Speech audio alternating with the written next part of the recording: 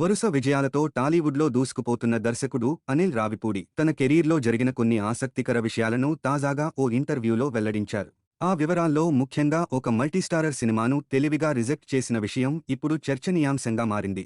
ప్రస్తుతం Anil Ravipudi Tollywood top డైరెక్టర్లలో ఒకరిగా కొనసాగుతున్నారు. హిట్ మీద హిట్ కొడుతూ ముందుకెళ్తున్న ఆయనకు సంక్రాంతి డైరెక్టర్ అనే ప్రత్యేకమైన గుర్తింపు కూడా వచ్చింది. ఎందుకంటే ఆయన తెరకెక్కించిన చాలా సినిమాలు సంక్రాంతి పండుగకే విడుదలయ్యాయి. గత ఏడాది సంక్రాంతికి విడుదలైన వస్తున్నాం బ్లాక్ బస్టర్ హిట్ గా నిలిచింది. ఈ ఏడాది సంక్రాంతికి మెగాస్టార్ చిరంజీవి నటించిన మన శంకర వరప్రసాద్ గారు చిత్రం జనవరి 12న ప్రేక్షకుల ముందుకు రానుంది. పటాస్ నుంచి వస్తున్నాం వరకు అనిల్ రావిపూడి దర్శకత్వం వహించిన సినిమాలన్నీ సక్సెస్ అయ్యాయి. మధ్యలో ఎఫ్ లాంటి మల్టీస్టారర్ సినిమాలు కూడా తెరకెక్కించి అవి కూడా మంచి విజయం సాధించాయి. దర్శకుడిగా మారకముందే అనిల్ రావిపూడి రచయితగా పలు సినిమాలకు పనిచేశారు. కందిరీగా, ఆగడు వంటి చిత్రాలకు ఆయన రైటర్గా వర్క్ చేశారు. దర్శకుడిగా ఆయనకు తొలి బ్రేక్ ఇచ్చింది పటాస్ మూవీ. అయితే ఈ అవకాశానికి ముందే అనిల్ రావిపూడికి ఒక పెద్ద ఛాన్స్ వచ్చిందట.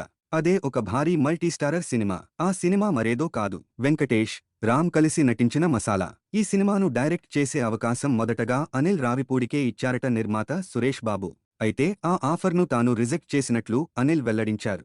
వెంకటేష్, రామ్ లాంటి స్టార్స్తో మల్టీస్టారర్ అంటే మొదట చాలా టెంప్ట్ అయ్యాను. కాని మసాలా సినిమా మాతృక బోల్ బచ్చన్ను నేను ముందే చూశాను. నా తొలి సినిమాను ఇలాంటి రీమేక్ కంటెంట్తో చేయకూడదు. కొంచెం యాక్షన్ ఉన్న కథతోనే దర్శకుడిగా ఎంట్రీ ఇవ్వాలి అనిపించింది. అందుకే ఆ సినిమాను రిజెక్ట్ చేశాను అని అనిల్ తెలిపారు. అయితే ఆ సినిమాకు దర్శకుడిగా కాకపోయినా రచయితగా మాత్రం అనిల్ రావిపూడి వర్క్ చేశారు. ఇక రామ్తో మరో సినిమా కూడా మిస్ అయినట్టు అనిల్ తెలిపారు. రాజా ది గ్రేట్ సినిమాను మొదట రామ్తో చేయాలని అనుకున్నారట. కానీ అప్పటికే రామ్ హైపర్ అనే యాక్షన్ మూవీ చేశాడని, మళ్లీ యాక్షన్ సినిమా వద్దని రామ్ ఆ కథను రిజెక్ట్ చేశారని చెప్పారు. దీంతో అదే కథలో మార్పులు చేసి రవితేజతో రాజా ది గ్రేట్ తెరకెక్కించామని అనిల్ రావిపూడి వివరించారు. ఈ సంఘటనలన్నీ చూస్తే సరైన సమయంలో సరైన నిర్ణయాలు తీసుకోవడమే అనిల్ రావిపూడి సక్సెస్కు అసలైన కారణమని చెప్పక తప్పదు.